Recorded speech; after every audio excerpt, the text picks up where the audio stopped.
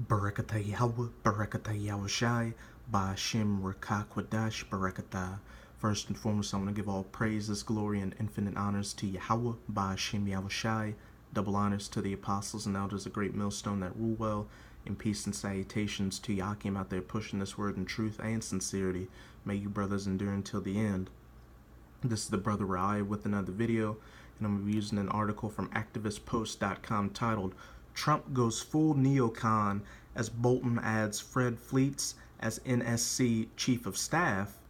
And I gotta say, Yahweh Ba'ashem Yahushai sure knows how to pick 'em, and my support for Trump and especially John Bolton gets higher and higher with each passing day, because these madmen are going to be the ones that are going to nosedive us straight into World War III with Iran, which is in the Valley of Jehoshaphat, which is going to be that battle of Armageddon, and just more of a sign that we're closer to the return of Yahweh Shai HaMashiach.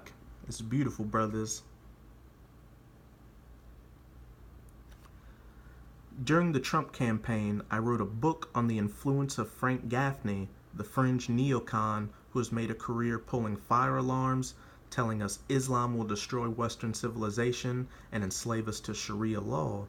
Earlier this week, Trump's national security advisor and my boy John Bolton installed Fred Fleets as the National Security Council's executive secretary and chief of staff. Fleets worked for Bolton at the State Department during the Bush administration. He is a senior staff member at the Center for Security Policy, a hardline neocon think tank founded by Gaffney. His raison d'etre is taking out the mullahs in Iran, who are invariably described as Islamo-fascists, and unflattering support for the Israeli Likudnik ethnic cleansers, and that Israeli Likud party, one of their members is Benjamin Netanyahu, or Bibi, and we know how much of a savage he is, always pushing for war with Iran, which is prophecy because there will be a war with Iran. Again, that battle in the Valley of Jehoshaphat, which is fastly approaching. Middle East Eye. U.S. National Security Advisor John Bolton appointed Fred Fleets, the vice president of an anti-Muslim far-right group, as the executive secretary of the National Security Council. So as you can see, Trump's getting all these pro-war with Iran people into his party, which brings me to my first precept in Habakkuk 2, verse 3. For the vision is yet for an appointed time, but at the end it shall speak and not lie. Though it tarry, wait for it, because it will surely come, it will not tarry. And a lot of you scoffers out there think, since these prophecies seem to be tarrying, that it's never going to happen, and that we're a bunch of whack jobs out there just saying hate speech. But as it just said, though it tarry, wait for it, because it will surely come, it will not tarry. And as we're reading with this article, and as you can read in the news, all the pieces are getting set in place for a war with Iran, which will lead to that battle in the Valley of Jehoshaphat. And no matter what you hear in the news about ceasefires or people come to agreements, that's all smoke and mirrors. Nothing's going to stop these prophecies from coming to their fulfillment, especially these major prophecies.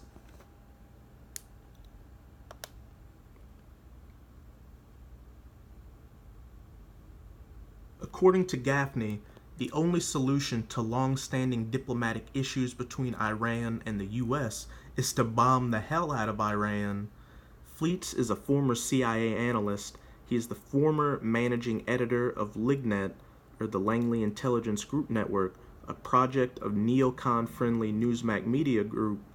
Advisors to Lignet include high-profile neocons including John Bolton, former Ambassador Otto Reich, and former CIA Director Michael Hayden. Fleets is known for telling outrageous fictions, remember this word, including the accusation that Syria may transfer nuclear weapons-related material to Iran or terrorist groups. Mr. Fleets seems to have forgotten that Syria never had a nuclear weapons program. His 2006 report on Iran's imaginary nuclear threat was severely condemned by the International Atomic Energy Agency for its erroneous, misleading, and unsubstantiated misinformation. And not only did it just say that Fleets is known for telling outrageous fictions trying to get a war started with Iran, but John Bolton who was a part of Bush Jr.'s administration, was a major architect behind pushing for war with Iraq, which brings me to my next precept in Psalm chapter 58, verse 3. The wicked, which we know are the Edomites, the so-called white race, just go to Malachi chapter 1, are estranged from the womb. They go astray as soon as they be born, speaking lies. So these Edomites were never upright. As it just said, they go astray from the womb, speaking lies. And what did we just read? That fleets lied and created outrageous fictions to push for a war with Iran, and not only that, but also Bolton lied to get us into war with Iraq. And these Edomites are known for lying. Just look at their history. Everything was just a BS excuse to get what they wanted. Those treaties with the Native Americans, that Gulf of Tonkin incident which led to the war with Vietnam, and now this.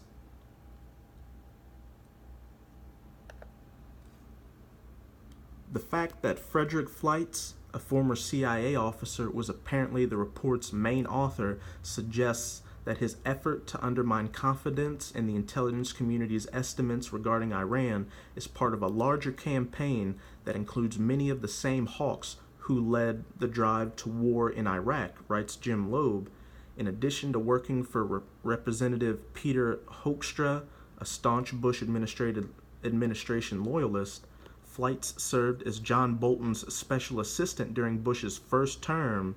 Bolton, then Undersecretary of State for International Security and Arms Control, worked particularly closely with neoconservatives in Dick Cheney's office and the Pentagon to undermine efforts by his nominal boss at the time, Secretary of State Colin Powell, to engage in Iran, North Korea, and Syria on a range of issues.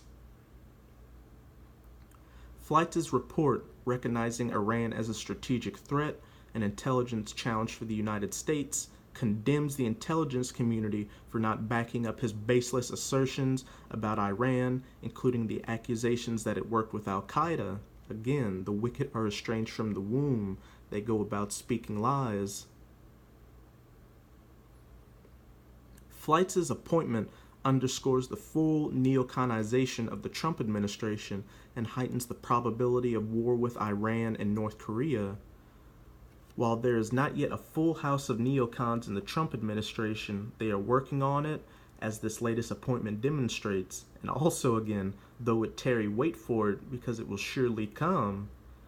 With Mike Pompeo now running the State Department, a Frank Gaffney radical as chief of staff of the NSC, Bolton as special advisor, and Nikki Haley barking and telling lies at the United Nations, we can expect this administration to be worse for sanity and peace than the Bush administration.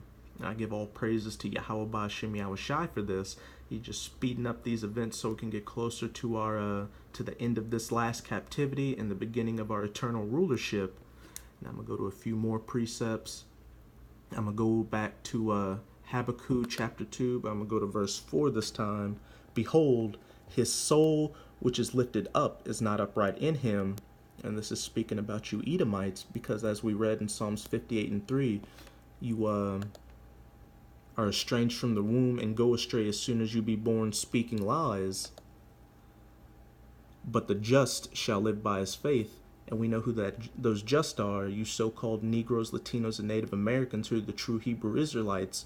You're really the only spiritual people out here. But then again, right now it only applies to the 144,000 and the righteous 1/3 who are coming back to these laws, statutes, and commandments, hearkening unto them, and believing that these prophecies shall come to pass. Verse 5, yeah, also because he transgresseth by wine, and that's his philosophies and his deceits. And what do we just read with this article?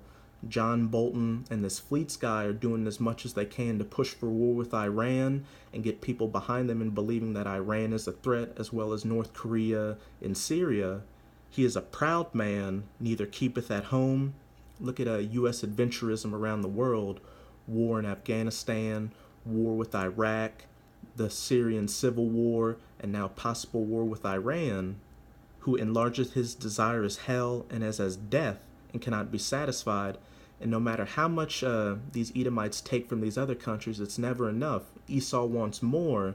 Not only does he want the resources from these countries, he wants your access to water, what food you eat.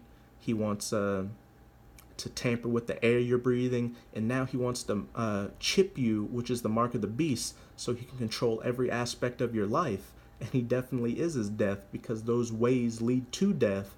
And whenever Esau goes to these other countries and starts wars, it's always civilians that get killed in large numbers, hundreds of thousands to millions, while only a few thousand U.S. soldiers gets killed. It's madness.